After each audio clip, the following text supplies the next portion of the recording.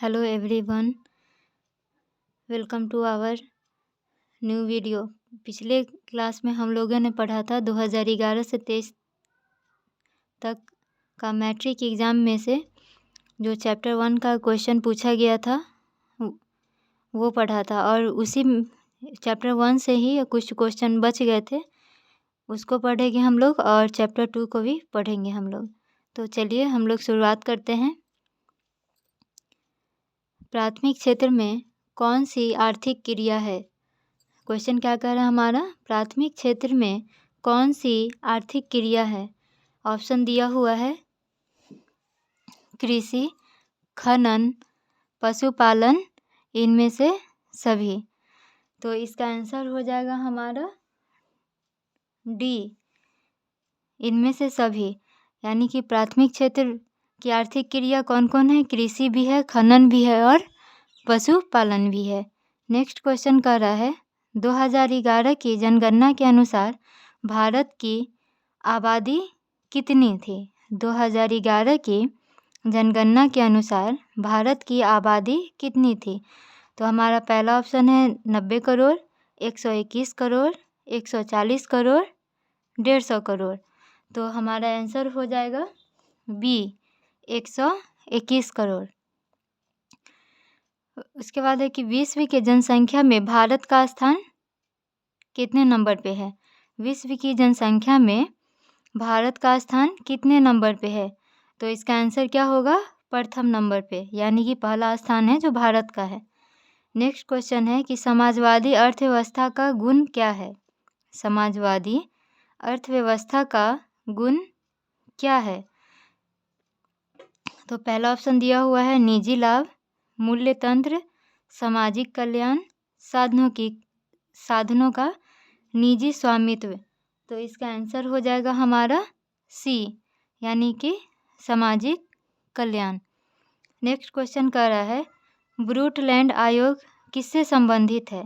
ब्रूटलैंड आयोग किससे संबंधित है? तो ऑप्शन दिया हुआ है समावेशी विकास से, आधारभूत संरचना से, सतत विकास से, आर्थिक विकास से। तो इसका आंसर हो जाएगा हमारा सी, सतत विकास से। नेक्स्ट हमारा कि ब्रूटलैंड आयोग संबंधित है, यानी कि ब्रूटलैंड आयोग किससे संबंधित है? तो सतत विकास से। ब्रूटलैंड आयोग किससे संबंधित है? सतत विकास से। उसका अब हम लोग जानेंगे कि सतत विकास आखिर होता क्या है। तो कह रहा है कि ऐसा विकास जो जारी रह सके, जो टिकाऊ हो, जिसे वर्तमान एवं भविष्य दोनों को देखकर तैयार किया जाए, ये हमारा क्या कहलाता है? सतत विकास कहलाता है। नेक्स्ट क्वेश्चन है प्रथम राष्ट्रीय मानव विकास रिपोर्ट किस प्रधानमंत्री के कार्यकाल में जारी हुई? प्रथम राष्ट्रीय मानव विकास रिपोर्ट किस प्रधानमंत्री के कार्यकाल में जारी हुई? तो हमारा ऑप्शन है इंदिरा गांधी, राजीव गांधी, अटल बिहारी वाजपेयी और मनमोहन सिंह। तो इसका आंसर हो जाएगा हमारा सी, अटल बिहारी वाजपेयी। उसके बाद है कि मानव विकास जारी करता है, यानी कि मानव विकास कौन जारी करता है? मानव विकास कौन जारी करता है? तो हमारा यूएनडीपी है, संयुक्त राष्ट्र विकास परिषद, यानी कि यूएनडीपी ही मानव विकास जारी करता है। और यूएनडीपी का फुल फॉर्म होता है United Nation Development Programme. UNDP का फुल फॉर्म क्या होता है? यूनाइटेड नेशन डेवलपमेंट प्रोग्राम, यानी कि संयुक्त राष्ट्र विकास परिषद। फिर नेक्स्ट क्वेश्चन है कि मानव विकास रिपोर्ट यानी यूएनडीपी किस आधार पर जारी करता है? मानव विकास रिपोर्ट यूएनडीपी किस आधार पर जारी करता है? तो ये हमारा इसके 3 आधार होते हैं, यानी कि 3 आधार पर मानव विकास रिपोर्ट जारी किया जाता है। पहला है हमारा शिक्षा दर पे, पहला क्या है? शिक्षा दर। दूसरा है हमारा स्वास्थ्य पर, तीसरा है प्रति व्यक्ति आय के आधार पर। पहला कौन सा है? शिक्षा दर, दूसरा है स्वास्थ्य पर, प्रति व्यक्ति आय के आधार पर। नेक्स्ट क्वेश्चन है नीति आयोग का गठन कब हुआ? नीति आयोग का गठन कब हुआ? तो ऑप्शन है जनवरी 2015 में, जनवरी 2016 में, फरवरी 2017 में, नेक्स्ट है फरवरी 2018 में। तो इसका आंसर हो जाएगा हमारा ए, यानी कि नीति आयोग का गठन कब किया गया था? तो जनवरी 2015 में। तो हमारा पहला चैप्टर इकोनॉमिक्स का पहला चैप्टर का PYQ यानी कि ऑब्जेक्टिव क्वेश्चन कंप्लीट हो चुका है, जो क्वेश्चन बैंक यानी कि 2011 से 23 तक में जो पूछा गया था। और अब हम लोग पढ़ेंगे चैप्टर 2 इकोनॉमिक्स का चैप्टर 2। चैप्टर 2 का नाम है राज्य एवं राष्ट्रीय आय या फिर राष्ट्रीय आय। ठीक है, चलिए नेक्स्ट क्वेश्चन कर रहा है हमारा, पहला क्वेश्चन है चैप्टर 2 का, निम्नांकित में कौन हमारे रहन सहन के स्तर को प्रभावित करता है? निम्नांकित में कौन हमारे रहन सहन के स्तर को प्रभावित करता है? तो ऑप्शन दिया हुआ है राजकीय आय, राष्ट्रीय आय, इनमें से कोई नहीं, प्रति व्यक्ति आय। तो हमारा ऑप्शन हो जाएगा डी, प्रति व्यक्ति आय। और है कि राज्य में सबसे अधिक प्रति व्यक्ति आय कहाँ का है?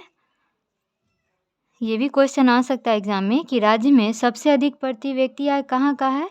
तो हमारा गोवा का है। और राज्य में सबसे कम प्रति व्यक्ति आय कहाँ का है? तो बिहार का है। जब अधिक पूछेगा तो गोवा और कम पूछेगा तो बिहार।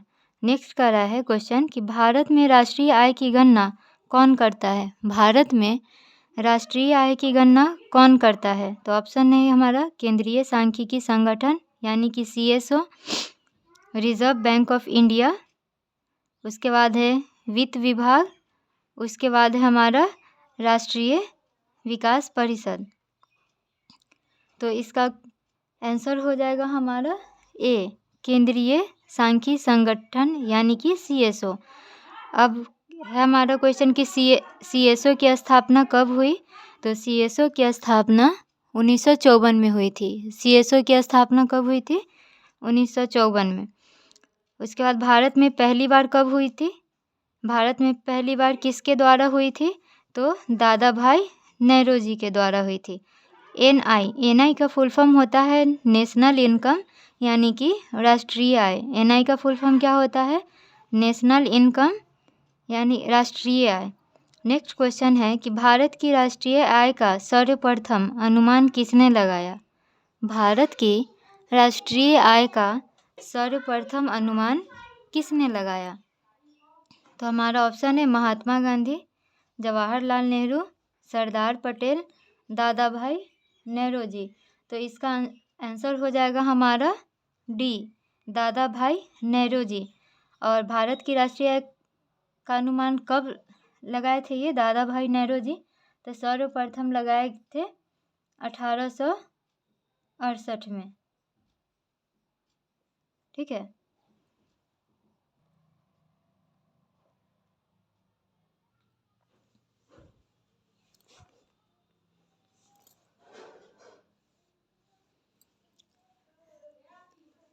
तो नेक्स्ट क्वेश्चन है हमारा,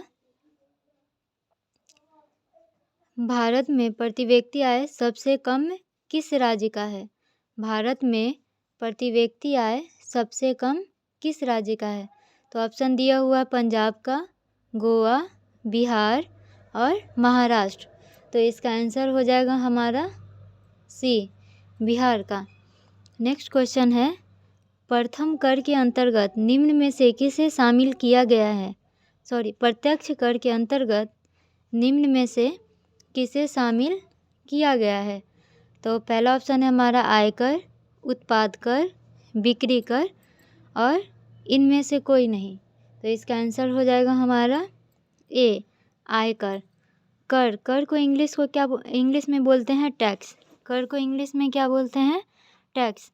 और टैक्स दो तरह का होता है, एक होता है हमारा डायरेक्ट टैक्स यानी कि प्रत्यक्ष कर, और दूसरा होता है हमारा इनडायरेक्ट टैक्स, अप्रत्यक्ष कर। टैक्स कितने प्रकार के होते हैं? तो दो प्रकार के होते हैं। पहला होता है हमारा डायरेक्ट टैक्स यानी कि प्रत्यक्ष कर, और दूसरा होता है हमारा इनडायरेक्ट टैक्स, अप्रत्यक्ष कर। ठीक है। उसके बाद नेक्स्ट क्वेश्चन है हमारा, सन 2008 से 9 के अनुसार भारत की औसत प्रति व्यक्ति आय कितनी है? तो हमारा ऑप्शन है दिया हुआ है कि 22,553 रुपया, 25,494 रुपया, 6,610 रुपया या फिर 54,850 रुपया। तो इसका आंसर हो जाएगा हमारा बी, 25,494 रुपया।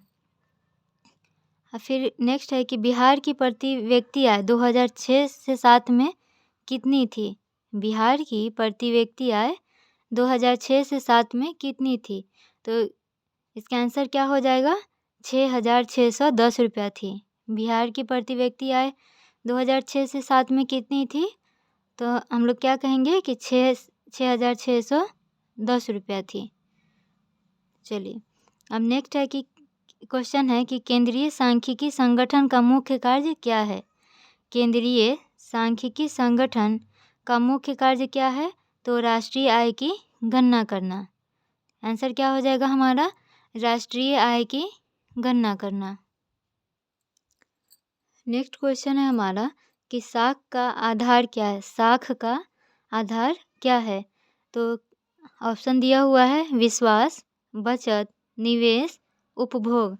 तो हमारा आंसर हो जाएगा ए, यानी कि विश्वास। साख करने का मतलब होता है कि यदि हम किसी भी दुकान, मान लीजिए हमारे पास पैसे नहीं है चॉकलेट खाने की और चॉकलेट खाने का बहुत मन कर रहा है, तो हम क्या कहेंगे? अगर हम चाहते हैं कि हमारे घर के सामने जो दुकानदार है उनसे चॉकलेट लेकर उधार खा लेते हैं। तो हम गए दुकानदार को बोले कि अंकल हमको चॉकलेट दे दीजिए, मैं आपको पैसा बाद में दे दूँगा। तो वो अंकल हैं आपको कैसे देंगे? मतलब किस आधार पे आपको उधार चॉकलेट देंगे? तो क्या होगा? वो आप पे यकीन करेंगे, यानी कि विश्वास करेंगे कि हाँ, ये बच्चा है जो मेरा पैसा बाद में रिटर्न कर देगा, तभी ना वो आपको चॉकलेट देंगे। यानी कि यही क्या है? साख। यानी कि यही हमारा क्या है? विश्वास के आधार पे ही वो आपको उधार चॉकलेट दिए। तो नेक्स्ट क्वेश्चन कर रहा है कि विकसित देशों की आय में वृद्धि के लिए किस पद का प्रयोग होता है? विकसित देशों की आय में वृद्धि के लिए किस पद का प्रयोग होता है? तो ऑप्शन है आर्थिक विकास, आर्थिक वृद्धि, समावेशी विकास, इनमें से कोई नहीं। नेक्स्ट क्वेश्चन क्या कह रहा? हमारा ऑप्शन क्या दिया हुआ था नेक्स्ट क्वेश्चन का कि आर्थिक विकास, आर्थिक वृद्धि, समावेशी विकास और इनमें से कोई नहीं। तो इसका आंसर क्या हो जाएगा हमारा?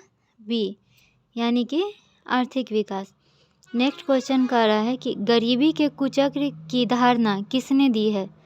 गरीबी के कुचक्र की धारणा किसने दी है? तो ऑप्शन दिया हुआ है अल्फ्रेड मार्शल ने, किन्स ने, रेगनर नक्स ने। तो इसका आंसर हो जाएगा हमारा डी, यानी कि रेगनर नक्स ने। और उसके बाद है कि किसने कहा, नेक्स्ट क्वेश्चन है कि किसने कहा गरीबी गरीबी को जन्म देती है? ये जो नारा है कि गरीबी गरीबी को जन्म देती है, ये नारा किसने दिया? तो इसका भी आंसर हो जाएगा रेगनर नक्स ने।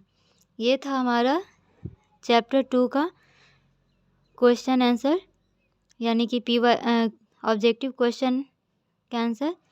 तो इसको अच्छी तरह से याद कर लीजिए, आपको आने वाले मैट्रिक एग्ज़ाम में बहुत हेल्पफुल होगा। तो अगर आपको मेरा वीडियो अच्छा लगा हो तो प्लीज़ इसे लाइक करें, शेयर करें और सब्सक्राइब करें। Thank you.